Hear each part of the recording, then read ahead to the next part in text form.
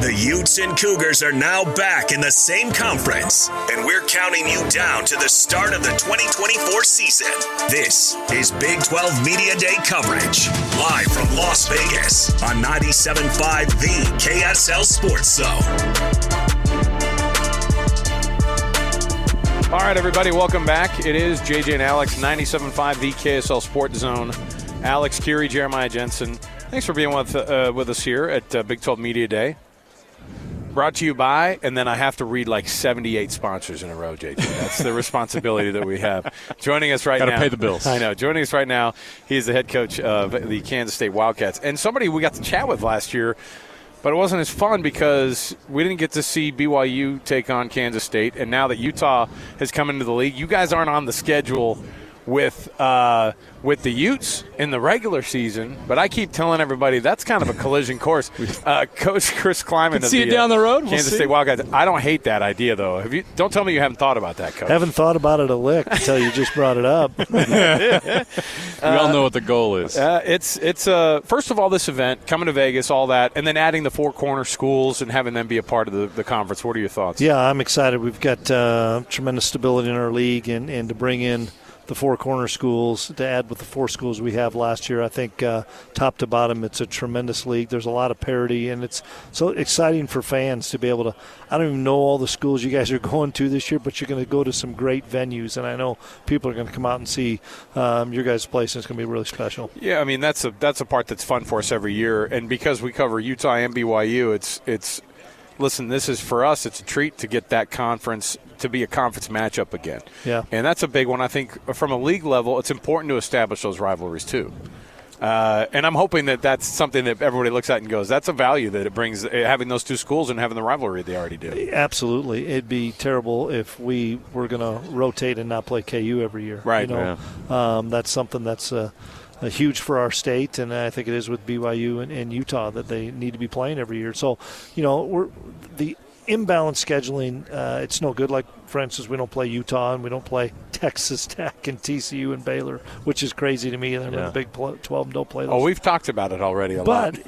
But you're gonna play who the schedule dictates, and then hopefully that you're good enough to get that chance to go to AT&T and have 2 great teams there. This is fun for us in the media because this feels like a new conference. It feels fresh and new. What's it like for you guys as coaches? What's it like for your players when you're in the same conference yet it feels completely different? As coaches, I'll be honest with you, it's a pain in the tail. Really? Yeah, and the reason I say that I'm glad you said that. But I say that because we don't have to do a lot of summer work on TCU, Tech, and Baylor because we've got 5 years of things that they have on me or us, and we have on them.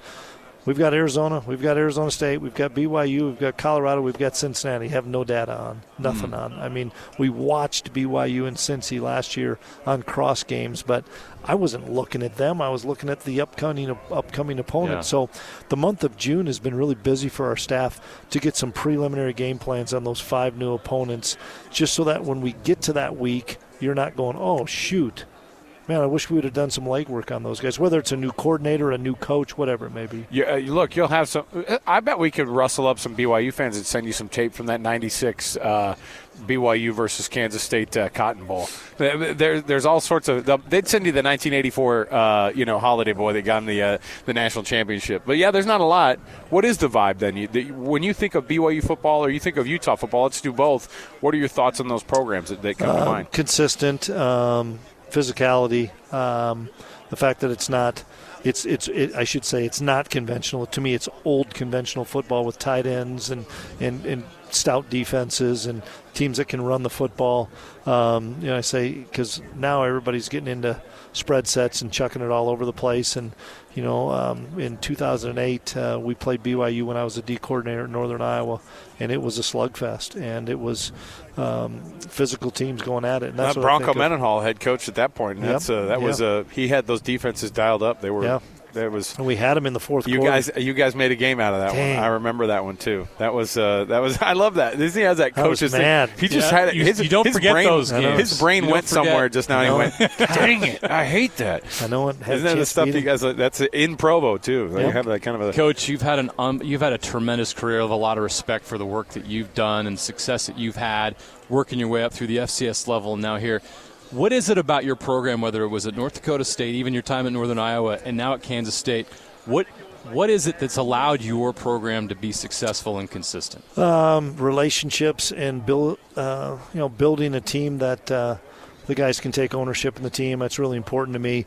It's their team. It's the former players' teams. And I want their opinion. I want their value to come out. And I want those guys to hold each other accountable to the standard that not we expect, but what they expect. And I don't want to hear K-State in the news. I don't want to hear any negative stuff. And I want to make sure that you guys control that locker room so that the little things don't come to the coaches. And I've given those guys a lot of leeway. They've learned from the group before them.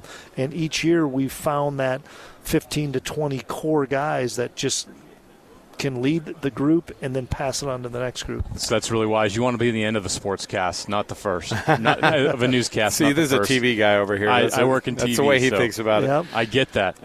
Coach Chris Klieman joining us here, head coach of Kansas State, and the Wildcats and BYU facing off in Provo this year. That should be a lot of fun.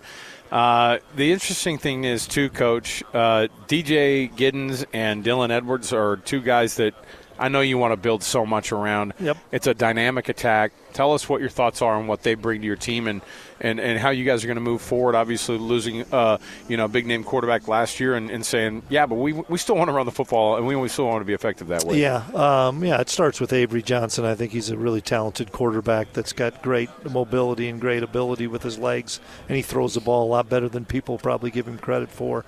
Now we have DJ Giddens. That's a proven commodity in this league. That is a 1,000-yard rusher that can run over you, run around you, make you miss, catch the ball in the backfield, protect in the pass game. But we had missed last year that home run threat. And that's what we're hoping to get back with Dylan, who I've known for a long time, just watching him play high school ball and recruiting him as long as we did. When we got him back, helps our return game, helps our pass game, helps our run game. And we've got to find creative ways to get him the ball in space because he's pretty electric. In Utah, having BYU and Utah on this group of Power 4 stage is a really big deal in our state.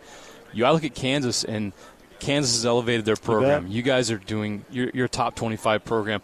What has that done for football in the state of Kansas, for college football? How has that elevated the game? It's really done a great job. I mean, it's always been difficult to recruit in Kansas. Lance has made it harder on us because he's doing a good job. But the fact that the success we're having with Kansas kids, it's brought more schools into our state to come and recruit. And, Avery was a prime example, had everybody on the West Coast, but we were lucky enough to get him to stay at home. But, I don't think people think of hotbeds of football and they think of Utah and Kansas. They don't. But there's really good football players there, and they want to be developed, and that's what we've been able to do, and I know that the Utah schools have done as well, is develop guys. How is this conference with all these teams, how is that going to change recruiting? We saw it when Utah went to the Pac-12, it changed recruiting of Utah kids, Utah high school kids. How does it change the way you guys recruit? Yeah, it really can't for us, as far as we try to circle a map about 400 or 500 miles away from Manhattan and try to win in that area. Yeah. Because the pandemic proved to me that you can't go all over the country and get guys. Because if you do, they go home. They're going to probably stay home when grandma's sick or something's going on. So you want to get kids that can drive. We've done a nice job in the state of Arizona and Phoenix area trying to find a couple of kids that fit in what we're doing. We have some really good ones from down there. But we still want to make sure that we win regionally, in-state first, and then surrounding states for us. Chris Klieman, head coach of Kansas State. Nice enough to join us for a few minutes here on JJ and Alex. We're looking forward to it. Love the idea of Kansas State coming in to Provo and having that connection as well. It's going to be hopefully a dogfight. Hopefully BYU can make some improvements this year and perform on that big stage. But everybody, look, I know a lot of people have that target on Utah's back. You guys only lacked one vote behind Utah as that team that was number one. I bet you're probably okay with that, though. You're like, sure, you can have that. Yeah, you can have that. We'll have a target on our back, and our guys are going to be excited because we have a good team. We just got to keep getting better, and some of our younger players have to make that next step. All right, Coach. We appreciate it. Thank you so much for joining us today. Awesome. Thanks for having me, guys. You bet. All right, we'll take the break here. We'll come back. We got more to go. 97.5 VKSL Sports Zone.